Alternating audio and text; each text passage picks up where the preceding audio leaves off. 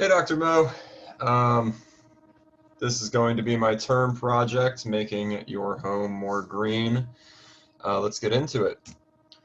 So I live at the Reserve at Point Meadows. It's a multifamily condominium development spread across 35 acres.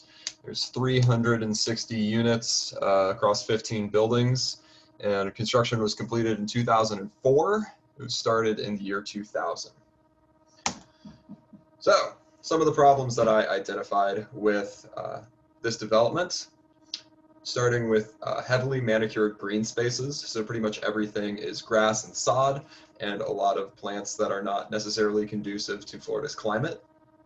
On top of that, we have a lot of very wasteful water features inside of our in our ponds, and there's no use of renewables whatsoever, even though there's a lot of space on top of the roofs for solar panels. There's also impermeable parking spaces. Everything's basically just paved with asphalt, so there's not very good drainage, and the windows are old and inefficient. So I'm going to start with the landscaping. As you can see, pretty much everything is covered in grass and sod, and then there's a lot of plants that aren't necessarily even indigenous to Florida, so they require a whole lot of maintenance and upkeep. They water the lawn several times a week. Every week, somebody's out here to mow it and do the landscaping around the flower beds, and they replace the flowers in the flower beds every couple of months. So there's a whole lot of maintenance that is required. So the solution there is xeriscaping. Xeriscaping is a style of landscaping that's a lot of times associated with like desert climates. You'll see it a lot in suburbs around places like Las Vegas or Reno, where you're literally living in a desert. So water is a huge problem.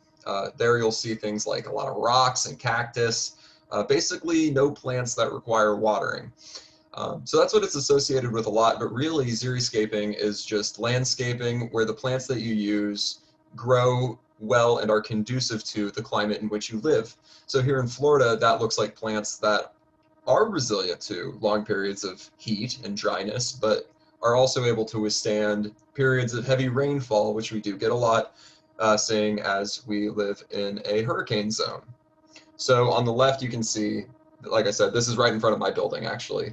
Everything is sod and grass. Over here on the right, we have some examples of xeriscaping in Florida. As you can see, it's a lot more sparse, a lot of rocks, a lot of mulch. Um, I happen to like this one down here low in the bottom. I think it's very pretty.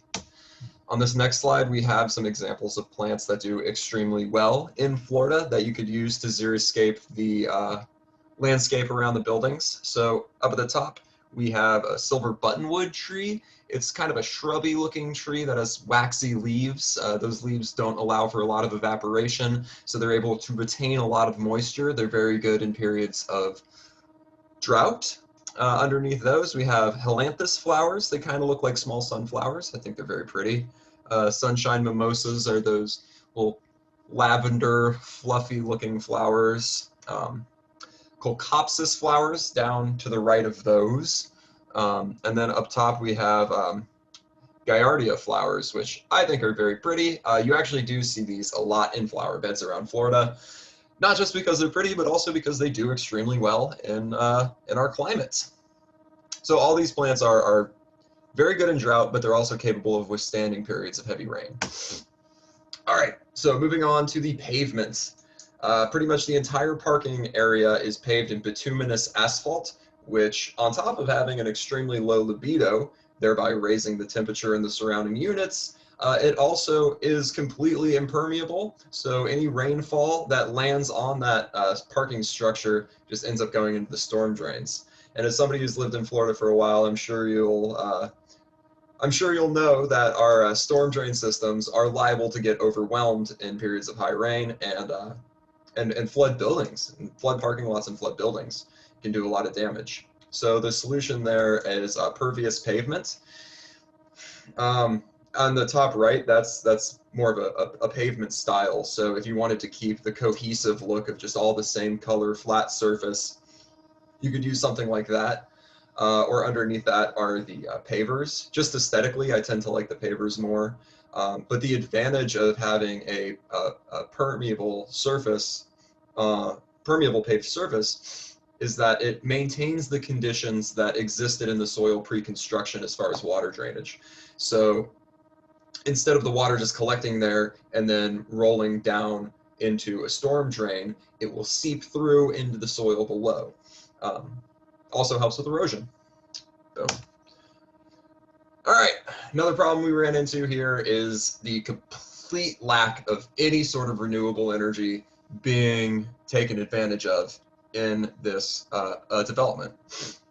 There's a lot of roof space. There's 15 buildings, and on average, they have 115-ish square feet of roof space. That's accounting for the slope in the roof as well. Assuming you could use all of that for solar panels, and assuming an average of 9 watts per square foot per day of power production, you're looking at around 110 kilowatts of power every single day. That would go a long way to reduce the amount of grid power that we're using, which is going to be a lot of coal and natural gas. Okay, moving on. Next thing is our unconscionably wasteful water features. So there's 3 large ponds spread across the expanse of these 35 acres. And on top of having these fountains that run all day, every single day, they also keep the water levels maintained at a certain height using municipal water. So in periods of drought, they will pump municipal water into the ponds in order to keep them full, which is ridiculous if you ask me. So what can we do about this? Well, for one thing, turn off the fountains. We don't need those water features running, period. They're incredibly wasteful. But also just allow the levels of the water to ebb and flow naturally. In periods of drought, they'll be lower. In periods of rain, they'll be higher. Those ponds are good for water retention as well, so they do serve a purpose. But those ponds weren't there. They were dug out specifically to be water features in this community. So I had the idea of why not fill them, drain them, fill them in, and then reforest them. With reforesting, you still get the advantage of prevention of erosion and soil retention of water, and then you also create a new habitat for local species to be reintroduced. So, and I happen to think Florida forests are beautiful, so that would be one thing we could do to reduce some of the waste that we're finding in these water features. Okay, last thing I'm going to talk to you about are the windows and power usage. So as I said, this was built in 2004, and all of the windows in all of the units are these chintzy, old, single pane, just crappy windows that just let heat go basically for free. Down here in this picture, you can see there's a lot of buildings that have very broad southern exposures, and especially in the summer, they will just get hammered by sunlight from 8 o'clock in the morning until 6 o'clock at night. All that AC you're using is just going straight out those windows. It's basically doing nothing to insulate your house. So, as a solution, I would recommend replacing all of those windows with Energy Star rated windows. On average, you will save about 50 cents per square foot per year by replacing the windows. And with around 410 square feet of living space in this development, that comes to a savings of $205,000 annually. That is a lot of power that isn't being used. All right, I do believe that is it. Thank you so much, Dr. Mo. Have a great day, okay? And stop.